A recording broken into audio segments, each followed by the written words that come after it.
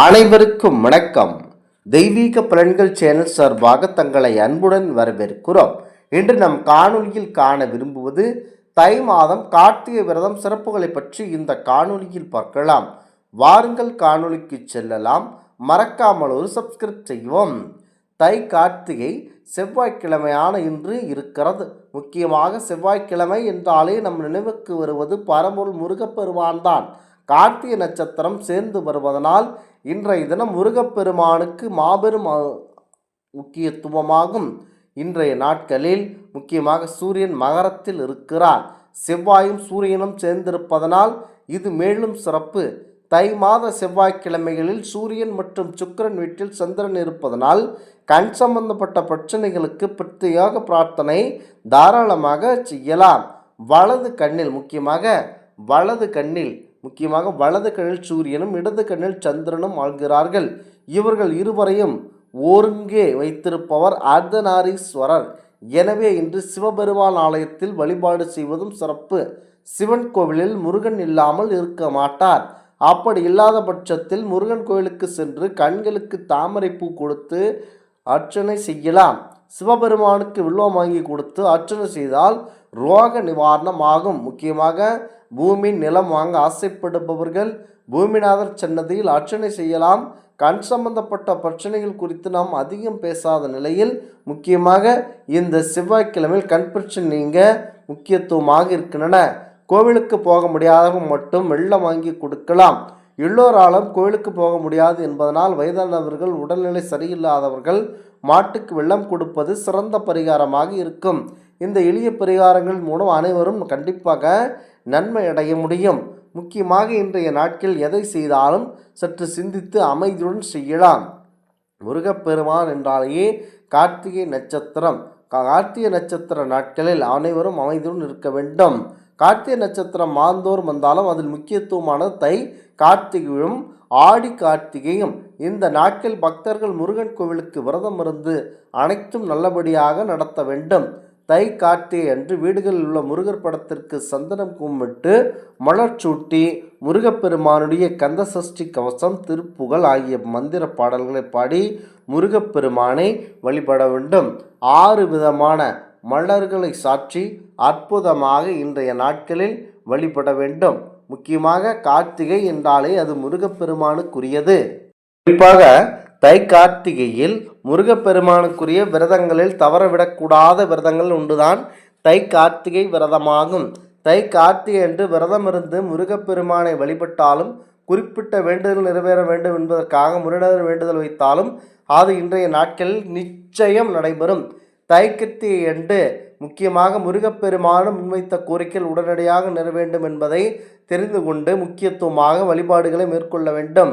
முருகப்பெருமானுக்குரிய முக்கிய விரதங்களுள் ஒன்றுதான் கார்த்திகை விரதம். அதுவும் தை மாதத்தில் வரும் கார்த்திகை மிக மிக மிக விசேஷமாகும். இந்த தினத்தில் முருகப்பெருமானை வழிபட்டால் கண்டிப்பாக அந்த பரம்பொருள் முருகப்பெருமானுடைய அருள் கிடைக்கும் என்பது ஐதீகமாகும். வேண்டுதல்கள் உடனடியாக நிறைவேறும். நீங்கள் முருகனிடம் என்ன வேண்டுதல் வைத்தாலும், யாருக்காக வேண்டுதல் வைத்தாலும் அது விரைவில் நிறைவேறும். பதவி உயர்வு, முக்கியமாக பதவி உயர்வு, உயர்வான நிலையை அடைய, தொழில் சிறக்க, திருமண தடை உடைக்க, குழந்தை பாக்கியம் கிடைக்க, செவ்வாய் தோஷம் நீங்க, குடும்ப சிறக்க, எந்த கோரிக்கைக்காக வேண்டுதல் வைத்தாலும் தை கார்த்திகையில் விரதம் இருந்தால் அது கண்டிப்பாக நிச்சயம் நடைபெறுகிறது. தை கார்த்திகை விரதம் ஒரு முக்கியத்துவமான விரதமாகும். முக்கியமாக இன்றைய நாட்களில் என்ன உங்களுக்கு முடிகிறதோ அதை செய்யலாம். முருகப்பெருமானுடைய கோவிலுக்கு சென்று குறிப்பிட்ட முறையில் வழிபட்டால் வாழ்க்கை பிரகாசமாக அமையும். முக்கியமாக முருகப்பெருமானின் அருள் இன்றைய நாட்கள் கண்டிப்பாக கிடைக்கும். தை கார்த்திகை என்று காலை துவங்கி மாலை வரை விரதமிருந்து வழிபடலாம். முருகனுக்கு பால் மற்றும் தேனால் அபிஷேகம் செய்யலாம். பால் அபிஷேகம் செய்வதனால் ஆயுள் விருத்தி ஏற்படும். அதே போல முருகப்பெருமானுக்கு செவ்வாழை படைத்து அர்ச்சனை செய்வது மிக மிக விசேஷமானதாகும். செவ்வரளி மலர்களால் முருகப்பெருமானுக்கு அர்ச்சனை செய்வது, செவ்வரளி மாலை சாற்றுவது சிறந்தது. இதை முடித்துவிட்டு 6 முறை முருகப்பெருமான் சன்னதியை சுற்றி வந்து வழிபட வேண்டும். இந்த வழிபாட்டினை யார் வேண்டுமானாலும் தாராளமாக செய்யலாம். தை கார்த்திகை அன்று முருகப்பெருமானிடம் வைத்த வேண்டுதல்கள் உடனடியாக நிறைவேற வேண்டும் என்று என்பவர்கள் 6 எலுமிச்சம்பழத்தை கடையில் சுத்தமாக வாங்கி வந்து அதனை நன்றாக கழுகிவிட்டு முருகன் பாதத்தில் வைத்து விட வேண்டும். பிறகு உங்களுக்கு தற்போது எத்தனை வயது நடக்கிறதோ அத்தனை விளக்குகள் ஏற்றியோ அல்லது எத்தனை வயது ஆகிறதோ அந்த எண்ணிக்கையில் முருகப்பெருமான் ஆலயத்தை சுற்றி வர வேண்டும். 108 முறை சுற்றி வருவது இன்னும் சிறப்பானதாகும். அப்படி சுற்றி வந்து வழிபட்ட பிறகு முருகப்பெருமான் காலடியில் வைத்த 6 எலுமிச்சம்பழங்களை வாங்கி கொண்டு வீட்டிற்கு வந்து அதனை தர வேண்டும். வீட்டு பூஜை அறையில் எப்போதும் ஏற்றும் விளக்கினை ஏற்றி வைத்துவிட்டு கோவிலில் இருந்து கொண்டு வந்த அந்த 6 எலுமிச்சம்பழங்களை 2ஆக நறுக்கி அதன் சாறை பிழிந்துவிட்டு மஞ்சள் குங்குமம் தொட்டு வைத்து பூஜை அறையில் ஒரு இலை அல்லது தட்டு வைத்து வரிசையாக விளக்கேற்ற வேண்டும். நல்லெண்ணெய் நெய் எது முடிகிறதோ அதால் விளக்கேற்றி அது தானாக குளிரும் முறை விட்டுவிட வேண்டும்.